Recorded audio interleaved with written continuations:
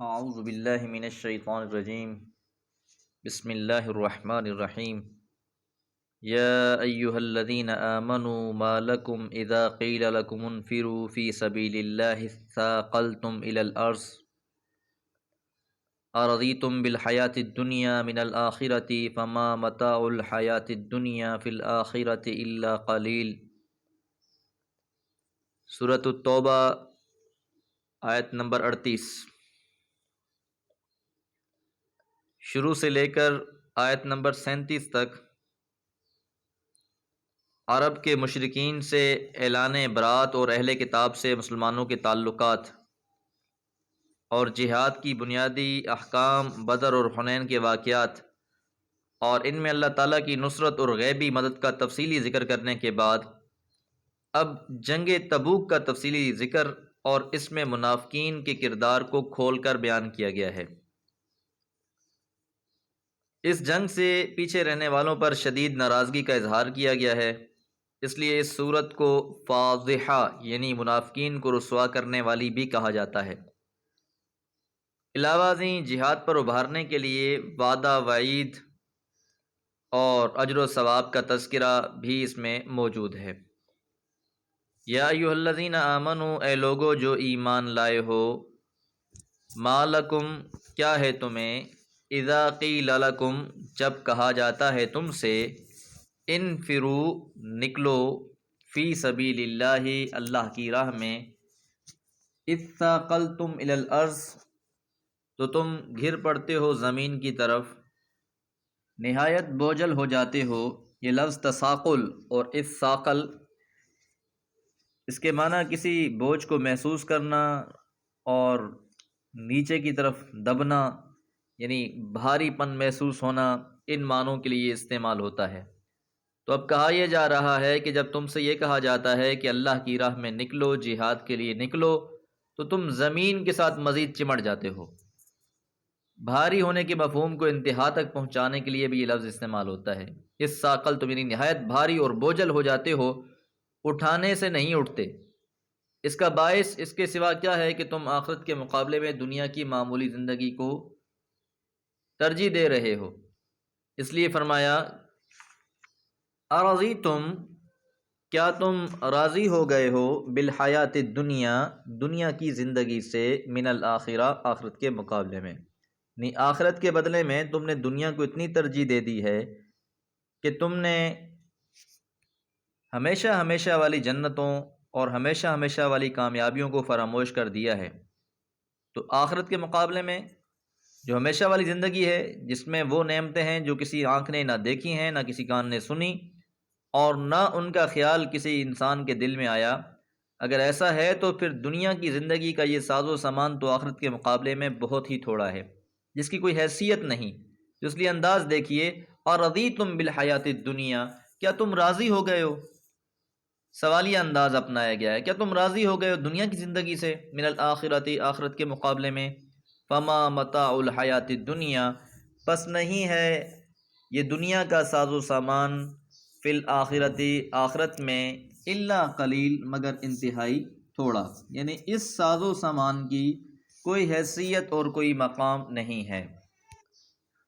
اس دنیا کی مثال تو سمندر کے مقابلے میں انگلی ڈبونے سے اس پر لگنے والے پانی کی سی ہے، جیسا کہ مستورد رضی اللہ تعالیٰ عنہ نے رسول اللہ صلی اللہ علیہ وسلم سے نقل فرمایا ہے، اور اس حدیث کو امام مسلم نے بیان فرمایا۔ تو بہرحال فما متاع الحیات الدنیا نہیں ہے دنیا کی زندگی، فی الآخرتی آخرت کے بارے میں، الا قلیل مگر انتہائی تھوڑی۔ اس بات سے اندازہ لگایا جائے کہ جس طرح آیت مبارکہ بھی ہے قرآن مجید کی کہ قیامت کا جو ایک دن ہے وہ ایک دن 50,000 سال کے برابر ہوگا۔ تو اس اعتبار سے جو ہماری زندگیاں ہیں 50-60 سال کی، 70 سال کی جو زندگی ہے، تو اس ایک دن کے ساتھ بھی کوئی مقابلہ نہیں ہے۔ تو پھر وہ ابدی زندگی جس میں اربوں خربوں سال انسان نے جینا ہے، اور جس کی نعمتیں بھی ابدی ہوں گی، جس کا ساز و سامان بھی ابدی ہوگا، اور جہاں نعمتوں کو زوال نہیں ہے، کوئی چیز بوسیدہ اور پرانی نہیں ہوگی، انسان نے بوڑھا نہیں ہونا، تو ساری نعمتوں کے مقابلے میں انسان یہ چند دن کی زندگی کو ترجیح دے بیٹھتا ہے، اور اللہ کی راہ میں جہاد کرنے سے اور نکلنے سے وہ رک جاتا ہے۔ اگلی آیات میں اس کی مزید تفصیل آئے گی۔ اللہ تعالیٰ سے دعا ہے اللہ تعالیٰ ہمیں بھی اپنی راہ میں اپنے دین کی خدمت کرنے والوں میں سے بنا لے۔ وما علیہ الا البلاغ۔ اعوذ باللہ من الشیطان الرجیم، بسم اللہ الرحمن الرحیم۔ الا تنفروا يعذبكم عذابا أليما ويستبدل قوما غيركم ولا تضروه شيئا والله على كل شيء قدير الا تنصروه فقد نصره الله إذ أخرجه الذين كفروا ثاني اثنين إذ هما في الغار إذ يقول لصاحبه لا تحزن إن الله معنا فأنزل الله سكينته عليه وأيده بجنود لم تروها وجعل كلمة الذين كفروا السفلى وكلمة الله هي العليا والله عزيز حكيم۔ سورۃ التوبہ آیات 39 اور 40۔ آیت نمبر 38 میں یہ ارشاد فرمایا گیا تھا کہ اے لوگو، اللہ کی راہ میں جب تمہیں نکلنے کے لیے کہا جاتا ہے تو تم زمین سے چمٹ جاتے ہو۔ تو اب فرمایا الا تنفروا، اگر تم نہیں اٹھو گے، یعذبکم عذابا علیما، اللہ تعالیٰ تم کو عذاب دے گا، دردناک عذاب۔ کہ اگر اللہ تعالیٰ کے حکم کو بجا نہیں لاؤ گے تو پھر دوسری کیفیت عذاب کی ہے۔ وَيَسْتَبْدِلْ قَوْمًا غَيْرَكُمْ، اور بدل دے گا تمہیں کسی اور قوم سے، یعنی تمہاری جگہ پر اللہ تعالیٰ کسی اور قوم کو لے آئیں گے۔ وَلَا تَضُرُّوهُ شَيْئًا، اور تم ان کو کوئی بھی نقصان نہیں پہنچا سکو گے۔ تو یہ در حقیقت منافقین کو دھمکی ہے کہ اگر تم اللہ کی راہ میں جہاد کے لیے نہیں اٹھو گے تو اللہ کے دردناک عذاب میں پکڑے جاؤ گے۔ اور یہ خیال نہ رہے کہ اس نہ اٹھنے سے اللہ کا کوئی کام بگڑ جائے گا۔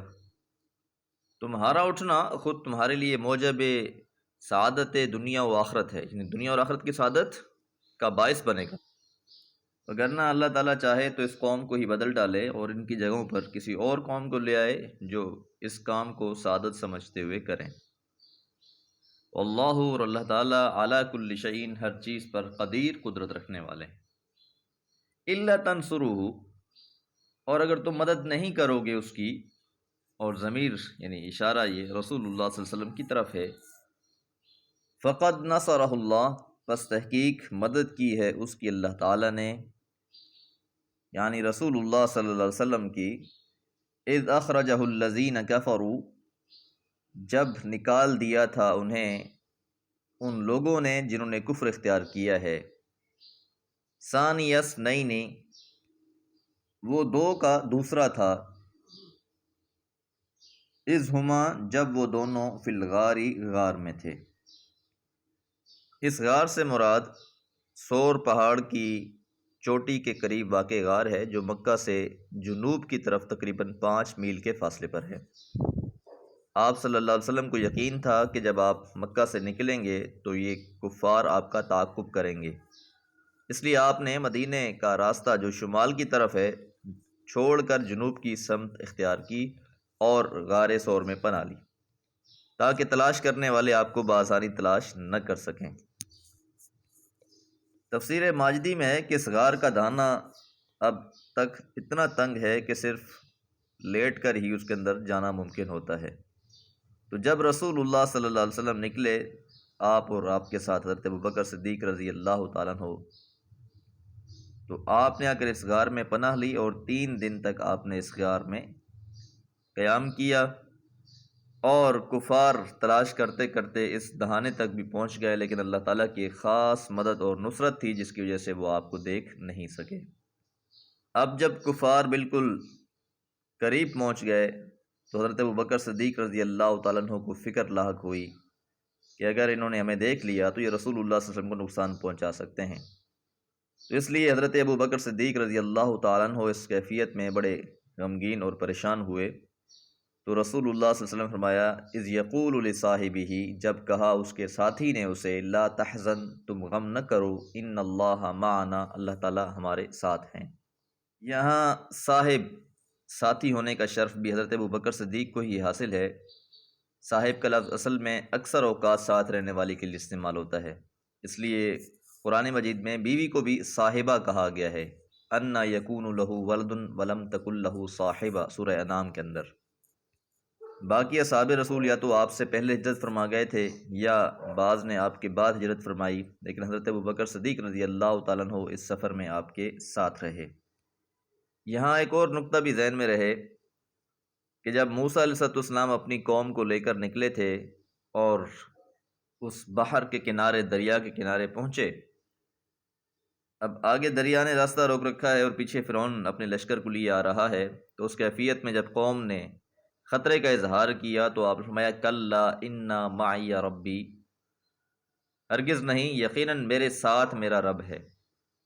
لیکن یہاں پر دیکھیں کہ یہاں ارشاد فرمایا ان اللہ معنا، بے شک اللہ تعالیٰ ہمارے ساتھ ہے، یعنی اللہ تعالیٰ کی خاص مدد اور نصرت اور معیت ہمارے ساتھ ہے۔ فانزل اللہ سکینتہ، پھر اللہ تعالیٰ نے نازل فرما دی اپنی سکینت علیہ اس پر، وأیدہ اور مدد کی ان کی، بجنود ایسے لشکروں سے، لم تروہا جسے تم دیکھ نہیں رہے تھے۔ اب یہاں بعض مفسرین نے مراد حضرت ابوبکر صدیق رضی اللہ تعالیٰ عنہ بھی لیے ہیں، کیونکہ رسول اللہ صلی اللہ علیہ وسلم تو پہلے ہی اللہ تعالیٰ کی سکینت میں تھے۔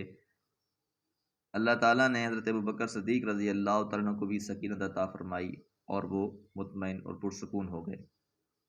جبکہ بعض مفسرین نے یہ بھی لکھا ہے کہ ضمیر کا مرجع رسول اللہ صلی اللہ علیہ وسلم کی ذات ہی ہیں کہ اللہ تعالیٰ کی طرف سے مزید سکینت نازل ہو گئی، اور فرشتوں کے لشکر کے ساتھ جنہیں تم نہیں دیکھ رہے، تو اللہ تعالیٰ نے تعاقب کرنے والوں کی نگاہیں آپ پر پڑنے ہی نہیں دی۔